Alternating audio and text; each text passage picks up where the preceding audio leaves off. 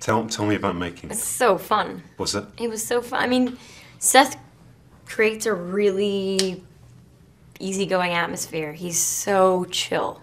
Even when he's stressed, he doesn't like really let it permeate the rest of the set. It's great. It's fun. It's comedy. I mean, it shouldn't be that hard, you know. So it can be, but yeah, we had fun. When did you first talk to Seth about being part of TED2? Because you guys worked together before, yeah, obviously. I joked, since we did A Million Ways, I joked to him about being a part of it. I'm like, how are you gonna write me in? You're gonna want me to be...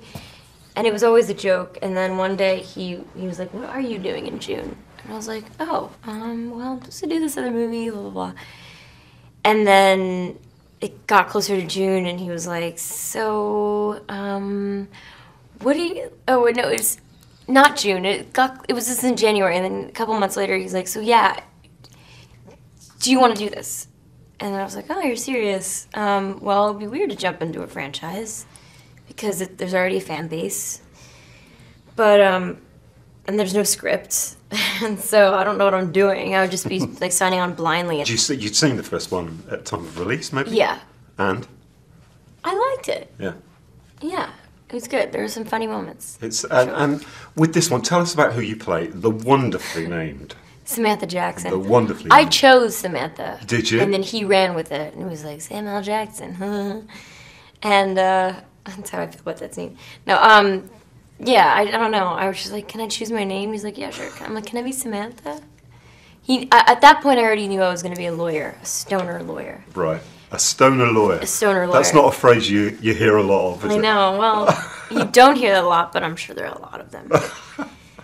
But I just trusted him, and he made a good case out of this whole thing. Cool. And how does she get involved in the story? What's her role in it, as it were? Well, Ted wants to be a father, and he doesn't have any rights. He's not seen as a human being, and so he fights the system, and he finds my character. The law firm that they go to won't put up the money they don't have any money, and they're not going to take it seriously, and so they send them to this junior lawyer who just is out of law school, and she's like, all right, I do it for free. And she's hardworking and wonderful, and you know, believes in justice, and so it's perfect. They're a great team. So underneath some of this outrageous comedy, there is kind of a message there. There's a backbone to this whole story. There is, isn't there? It's about acceptance, I guess. Right, and also just like the fact that it's so relevant to so many things right now. Like, we're constantly fighting for rights, you know, gay rights, you know, just women's rights, animal rights. Everything's imbalanced. It's 2015, and you know, we're still struggling with that, and it'll take some time. But it's just I like that it's relevant. I like that it has a good parallel. Seth's heart's in the right place. When you finally did read that script, were there any scenes where you thought, oh my God? Yeah, like the Cookie Crisp scene. I was like, really? Really? I think I've tried to fight that scene up until after we shot it. It's like, do we really need? But it's stupid. I mean, it's not my movie. It's not my movie at all.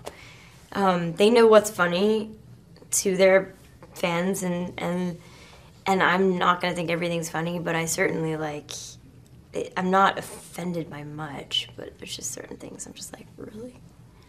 But that's just, you know, But that's, I guess, comedy's job sometimes, to push the boundaries. Yeah, and to divide people, and it does. But at least you know how you feel about stuff. It's hopefully really funny. Yeah, I think it is.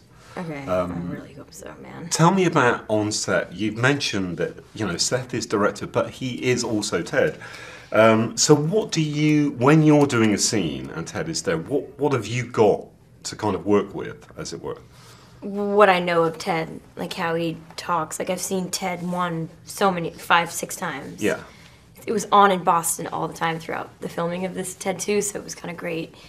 I just have to remember to keep my eyes in the spot where Ted is supposed to be sitting. Is there anything there in the Sometimes spot? there's a stick and 2 eyes, sometimes there's nothing.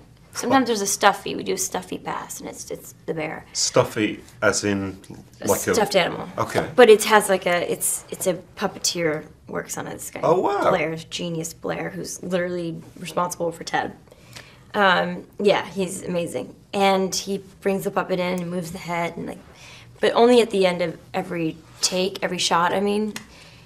And so for the most part, it's usually nothing. And I'll hear Seth talking from behind and somewhere over here. And the first week or two, I was just like, I can't concentrate because you're talking over there, but Ted's right there. And I'm trying to react to you and relate to you, and it's hard. But Mark is a pro at it, obviously. So I learned quickly. It was fine. It ended up being fine. It's weird. Cool. Thank you very much. Thanks.